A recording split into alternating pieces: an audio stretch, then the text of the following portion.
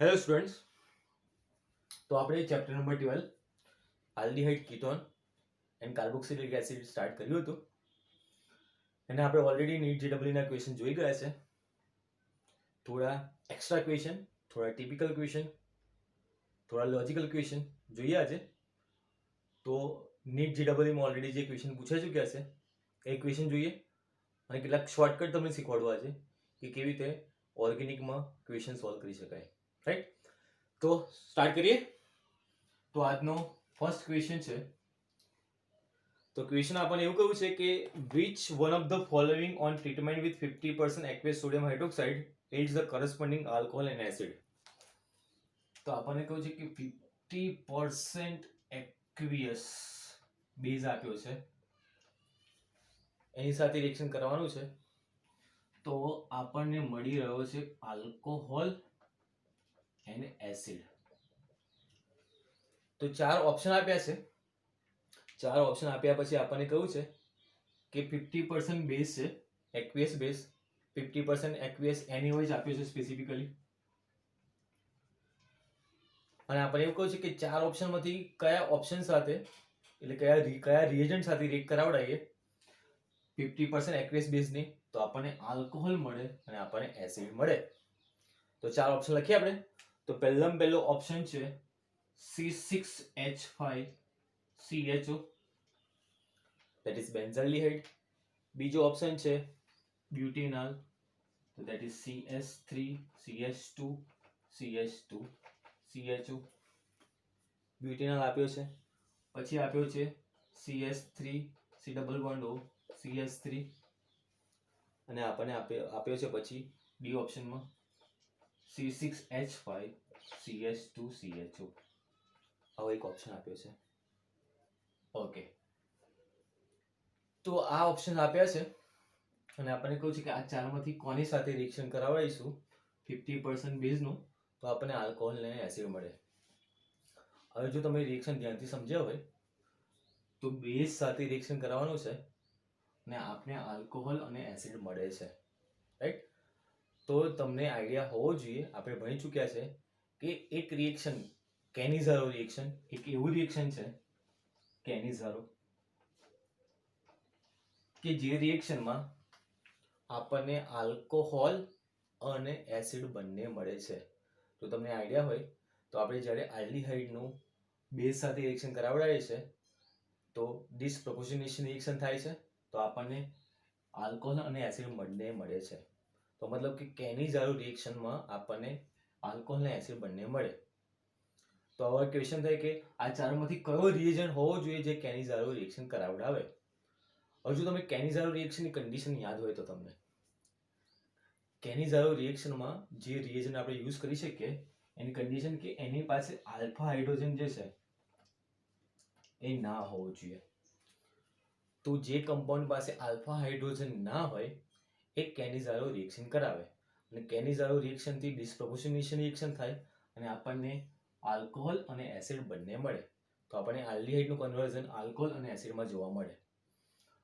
તો હવે ફાઇનલી તમારે ફાઇન્ડ આઉટ કરવું પડે કે આ ચાર ઓપ્શનમાંથી કયો એવો કમ્પાઉન્ડ છે જેની પાસે આલ્ફા હાઇડ્રોજન ના હોય. તો એની પાસે તો આ ફંક્શનલ ગ્રુપ છે, તો આલ્ફા કાર્બન આલ્ફા હાઇડ્રોજન છે. આની પાસે આલ્ફા કાર્બન આલ્ફા હાઇડ્રોજન છે.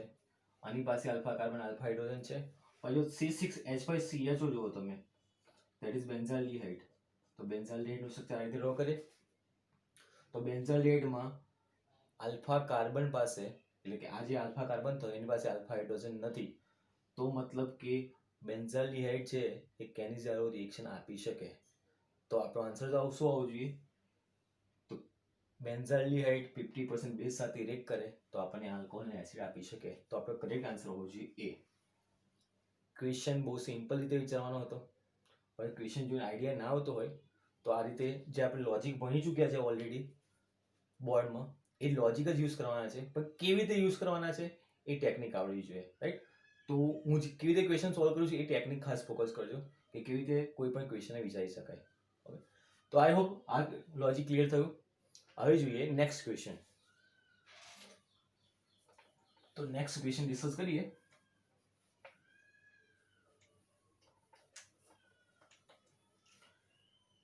તો નેક્સ્ટ ક્વેશ્ચન છે, આપણને કહ્યું છે કે એસિટોફિનોન જે છે એ એક બેઝ સાથે રિએક્ટ કરે છે, સોડિયમ ઇથોક્સાઇડ, અને આપણને સ્ટેબલ કમ્પાઉન્ડ આપે છે, અને કમ્પાઉન્ડ કયો હશે, અને આપણને 4 ઓપ્શન આપ્યા છે. તો આપણને કંઈક આ રીતે કહ્યું છે એસિટોફિનોન. સો એસિટોફિનોન નું સ્ટ્રક્ચર ડ્રો કરીએ તો બેન્ઝીનની રિંગ પર COCH3. So this is એસિટોફિનોન.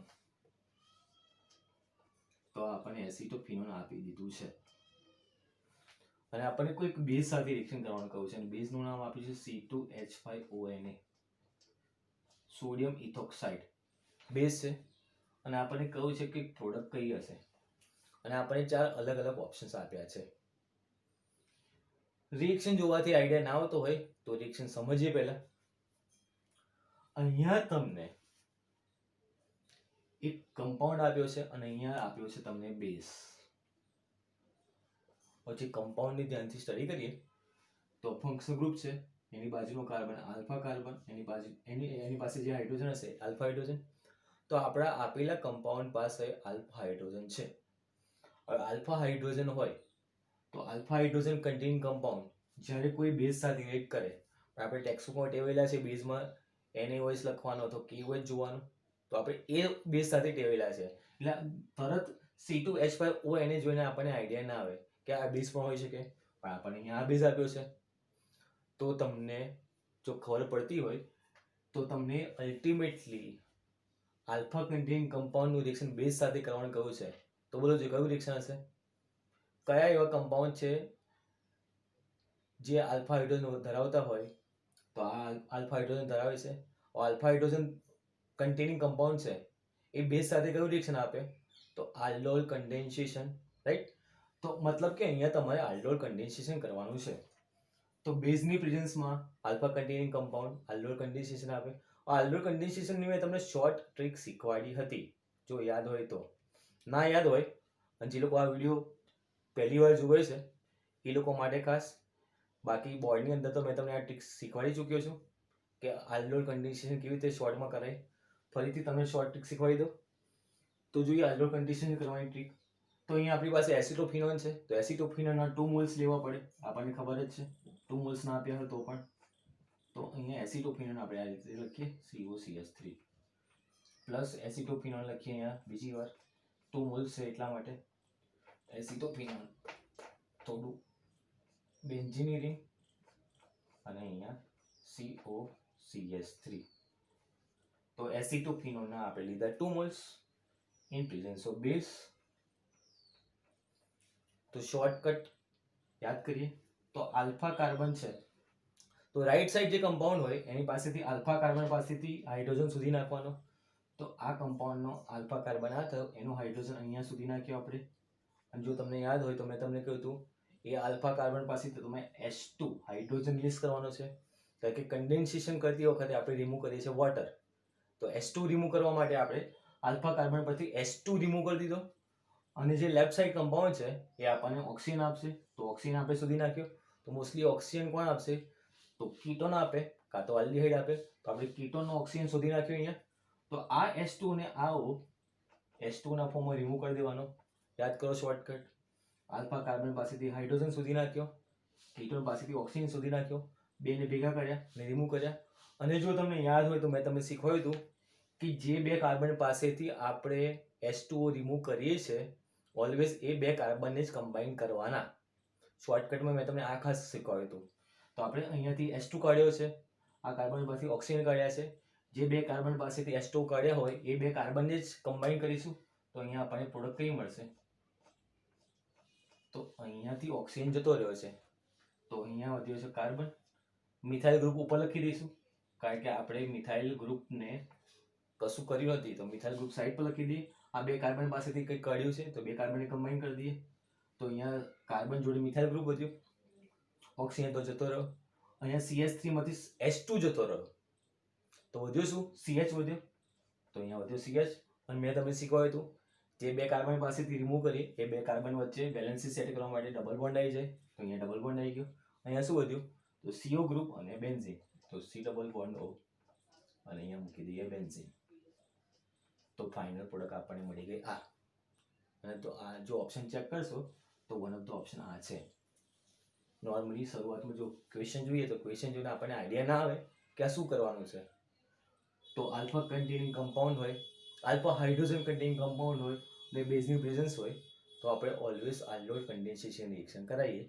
અને આ મેં તમને શીખવાડી આલ્ડોલ કન્ડેન્સેશનની શોર્ટ ટ્રિક.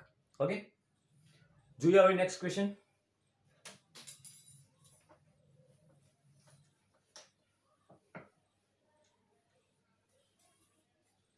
તો નેક્સ્ટ ક્વેશ્ચન છે આપણી પાસે,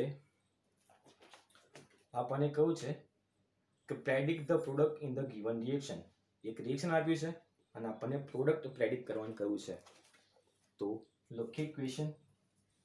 તો આપણને બેન્ઝીનની ઉપર CHO ગ્રુપ આપ્યો છે અને મેટા પોઝિશન પર ક્લોરીન આપ્યો છે. યસ, મેટા પોઝિશન પર ક્લોરીન આપ્યો છે અને અહીંયા આપ્યું છે આપણને 50% KOH અને આપણને કહ્યું છે કે પ્રોડક્ટ કઈ હશે અને આપણને આપે છે 4 ઓપ્શન્સ. ઓપ્શન્સ નથી લખતો બીકોઝ ઓપ્શન લખીશું તો એ ટાઈમ વેસ્ટ થાય. ઓપ્શન વગર આપણે ક્વેશ્ચન સોલ્વ કરીએ. હવે જો પહેલો ક્વેશ્ચન તમે ધ્યાનથી ભણ્યા હોય, હમણાં જે સોલ્વ કરાયો, તો આ ક્વેશ્ચન સમજવામાં બહુ વાર નહીં લાગે. આપણને કમ્પાઉન્ડ આપ્યો છે અને કમ્પાઉન્ડને જો ધ્યાનથી સ્ટડી કરશો તો આપણી પાસે આલ્ફા હાઇડ્રોજન છે નહીં, રાઈટ? અહીંયા CHO ગ્રુપ છે, ડાયરેક્ટલી બેન્ઝીન સાથે એટેચ થયેલું છે, તો આપણી પાસે આલ્ફા હાઇડ્રોજન નથી. સો આલ્ફા હાઇડ્રોજન વગરનો કમ્પાઉન્ડ છે અને કોની સાથે રિએક્ટ કરાવ્યા છે? તો બેઝ સાથે. તો વિધાઉટ આલ્ફા હાઇડ્રોજન બેઝ સાથે રિએક્ટ કરાવડાવીએ તો અહીંયા એક વસ્તુ સમજીશું, આલ્ફા હાઇડ્રોજન કન્ટેનિંગ કમ્પાઉન્ડ હોય અને બેઝ સાથે રિએક્શન કરાવડાવીએ તો આલ્ડોલ કન્ડેન્સેશન કરાવીશું. આલ્ફા હાઇડ્રોજન વગરનો કમ્પાઉન્ડ હોય અને બેઝ સાથે રિએક્ટ કરાવડાવીએ તો કયું રિએક્શન કરાવીશું? તો રિએક્શન કરાવડાવીશું કેનિઝારો. તો અહીંયા આપણને આઈડિયા જાય કે આ તો કેનિઝારો છે અને કેનિઝારો રિએક્શનમાં આપણે શું કરીએ છીએ? ડિસપ્રોપોર્શનેશન. ડિસપ્રોપોર્શનેશનનો મતલબ એકવાર ઓક્સિડેશન કરાવીએ અને એકવાર રિડક્શન કરાવીએ તો અહીંયા આપણને બે પ્રોડક્ટ મળશે, એકવાર ઓક્સિડેશન વાળી અને એકવાર રિડક્શન વાળી. તો આલ્ડીહાઇડનું જો રિડક્શન કરાવીએ તો આપણને મળે આલ્કોહોલ. તો આપણને એક આન્સર આવવો જોઈએ CHO નો બદલે CH2OH. સીલને તો કંઈ થવાનું નથી તો એક પ્રોડક્ટ આપણને આવી મળવી જોઈએ. તો આ થઈ આલ્ડીહાઇડના રિડક્શન વાળી પ્રોડક્ટ અને બીજી પ્રોડક્ટ મળવી જોઈએ ઓક્સિડેશન વાળી. તો જો આલ્ડીહાઇડનું ઓક્સિડેશન કરાવડાવીએ આપણે તો આપણને અહીંયા મળશે COO- વાળી પ્રોડક્ટ. તો જો ઓપ્શન ચેક કરશો તો ઓપ્શનમાં એક ઓપ્શન આ છે જ, પણ આપણને ખબર પડવી જોઈએ કે આપણે અહીંયા કેનિઝારો કરવાનું છે, રાઈટ? તો એ જો સ્ટ્રાઇક થઈ જાય પછી તો ઇઝી છે. તો આપણને કેનિઝારો કરીએ તો એકવાર રિડક્શન વાળી પ્રોડક્ટ મળે આલ્કોહોલ અને એકવાર ઓક્સિડેશન વાળી પ્રોડક્ટ મળે, રાઈટ? તો આલ્ડીહાઇડનું ઓક્સિડેશન કરીએ તો COO-. ઘણીવાર બેઝનો K+ લખ્યો હોય છે અથવા બેઝનો NaOH હોય તો Na+ લખ્યો હોય છે, રાઈટ? ઘણીવાર COOH લખ્યું હોય છે, એસિડિક ગ્રુપ. તો ત્રણ વસ્તુ સરખી. મુદ્દે આલ્ડીહાઇડનું ઓક્સિડેશન કરાવીએ તો આપણને કાર્બોક્સિલેટ આયન કે કાર્બોક્સિલિક એસિડ મળે. તો આપણને આ બે પ્રોડક્ટ મળવી જોઈએ અને ઓપ્શન ચેક કરીશું તો એક ઓપ્શન છે જ. તો આ રીતે આ ક્વેશ્ચન સોલ્વ થાય. હવે જોઈએ નેક્સ્ટ ક્વેશ્ચન.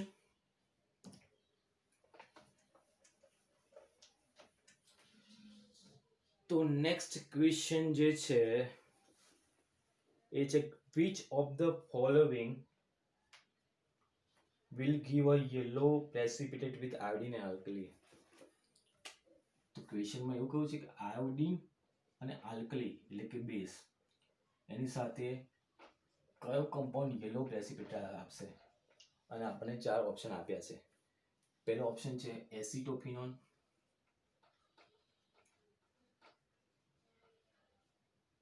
પછી બીજો ઓપ્શન છે એસિટેમાઇડ, ત્રીજો ઓપ્શન આપણને કયું છે મિથાઇલ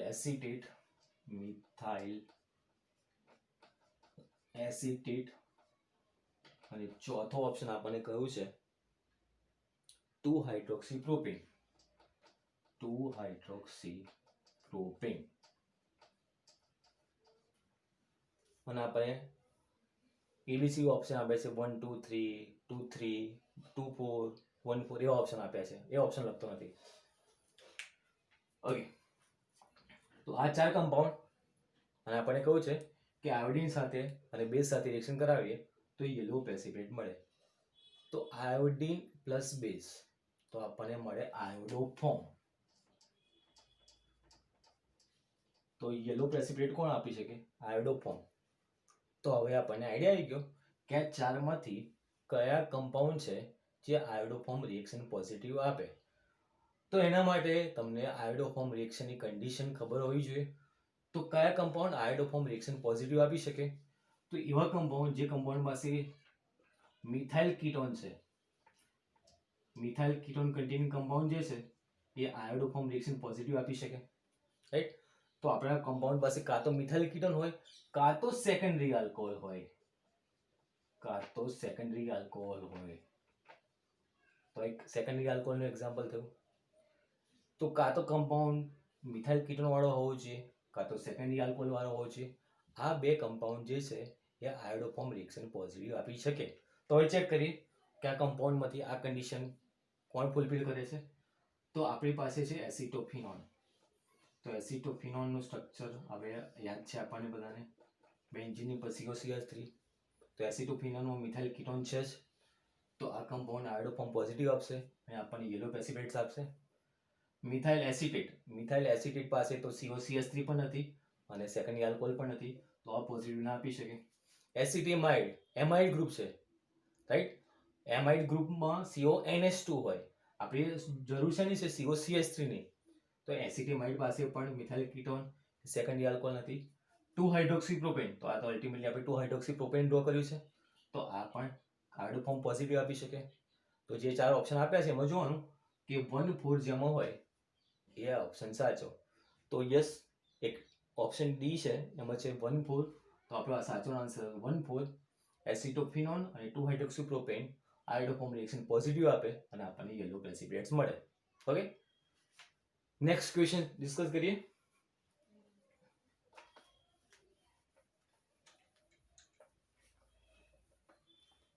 તો જોઈએ હવે next question.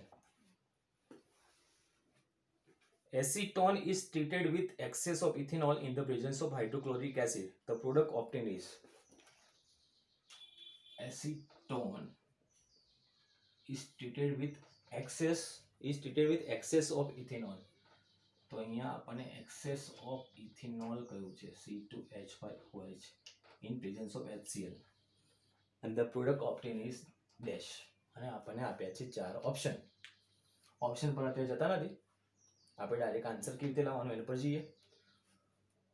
Okay, acetone plus alcohol in presence of acid reaction કદાચ ઓળખતા હોય એવું લાગે છે. એસિટોન પ્લસ ઇથેનોલ, યાદ આવ્યું કોઈ reaction? Addition of alcohol, nucleophilic addition reaction એવું કંઈક બની ગયા હતા, એસિટાલ વાળું, રાઈટ? યાદ આવ્યું કંઈ? જોઈએ કેવી રીતે રિએક્શન કરાવીએ. તો આપણી પાસે છે એસિટોન CH3COCH3, અહીંયા આપણી પાસે છે ઇથેનોલ C2H5OH. તો એડિશન ઓફ આલ્કોહોલ થયું ને, addition of alcohol in carbonyl compound એ થયું હેમી એસિટાલ રિએક્શન. તો કેવી રીતે કરીશું? તો લોજિક જોઈ લો. કાર્બોનિલ કાર્બન જે છે એમાં ઓક્સિજન ઇલેક્ટ્રોનેગેટિવ વધારે હોય તો ઓક્સિજન પર માઇનસ ચાર્જ અને કાર્બન પર આવશે પ્લસ ચાર્જ. હવે અહીંયા આપણે ખાલી સમજવા માટે આ શીખવાડું છું. તો C2OH5 માં OH માઇનસ હશે, જો OH માઇનસ હોય તો C2H5 પ્લસ હશે. આ ખાલી તમને ટેમ્પરરી લોજિકલી સમજાવવા માટે શીખવાડું છું, માઇનસ પ્લસ ફેરવતા. હવે માઇનસ પ્લસ ફેરવી કાઢ્યું તો હવે એકનો માઇનસ પેલાના પ્લસ જોડે જોઈન કરીએ તો O માઇનસ છે તો O માઇનસ C2H5 જોડે જોઈન થાય એટલે કે C2H5 ઇથાઇલ ગ્રુપ પ્લસ છે અને કાર્બન પ્લસ છે કે OH માઇનસ જોડે કમ્બાઈન થાય. તો અહીંયા પહેલી પ્રોડક્ટ મળશે આપણને CH3, કાર્બન જોડે કોણ આવશે? OH આવ્યો, અહીંયા CH3, અહીંયા ઓક્સિજન જે માઇનસ ચાર્જ છે એની જોડે આવે છે ઇથાઇલનો પ્લસ ચાર્જ, તો અહીંયા આવશે C2H5. તો O જોડે C2H5 આવ્યો તો આ પ્રોડક્ટને આપણે કહીએ છીએ હેમી એસિટાલ. જો તમને આઈડિયા હોય તો આ છે hemi acetal. Access of ethanol કયું છે તો હજુ ફરી પાછું ઇથેનોલ જોડે રિએક્શન કરાવીએ. So C2H5OH. ઓકે, હવે C2H5OH કેવી રીતે રિએક્શન કરી શકે? તો અહીંયાથી H+ નીકળે, અહીંયાથી OH- નીકળે, OH- આખો કાઢીએ આપણે, તો અહીંયાથી OH- ઇથેનોલ પાસેથી, અહીંયાથી H+, ભેગા થઈને H2 રિલીઝ કરશે. હવે વધ્યું શું? તો અહીંયા CH3 વધ્યો, અહીંયા CCH3 વધ્યો, અહીંયા O જોડે ઇથાઇલ ગ્રુપ તો છે જ, અહીંયા વધી ગયો oxygen, oxygen negative charge, ethyl ગ્રુપનો પોઝિટિવ ચાર્જ એન પર એટેક કરશે, તો C2H5, તો આપણને મળી ગયો ફાઇનલ પ્રોડક્ટ એસિટાલ. તો ફાઇનલ પ્રોડક્ટ મળી ગયો આપણને એસિટાલ. અને જો ઓપ્શન ચેક કરીશું તો વન ઓફ ધ ઓપ્શન આ છે, તો દેટ ઇઝ કરેક્ટ આન્સર. તો આપણને ફાઇનલ આન્સર મળે છે એસિટાલ. ઓકે, તો આ રીતે આ બધા ક્વેશ્ચન સોલ્વ કરે. નેક્સ્ટ ક્વેશ્ચન જોઈ લઈએ.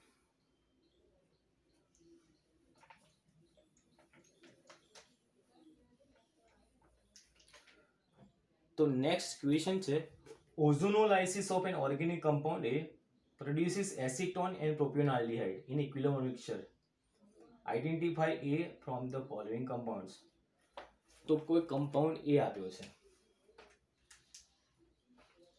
કમ્પાઉન્ડનું નામ નથી આપ્યું, કયું દીધું કમ્પાઉન્ડ A છે એનું ઓઝોનોલાઇસિસ કરાવીએ. ઓઝોનોલાઇસિસ એટલે ઓઝોનની પ્રેઝન્સમાં, અને લાસ્ટ સ્ટેપ જો તમને યાદ હોય તો ઝિંક H2 વાળો. તો આપણને ઇક્વિમોલર મળે છે એસિટોન, હા એક મળે છે એસિટોન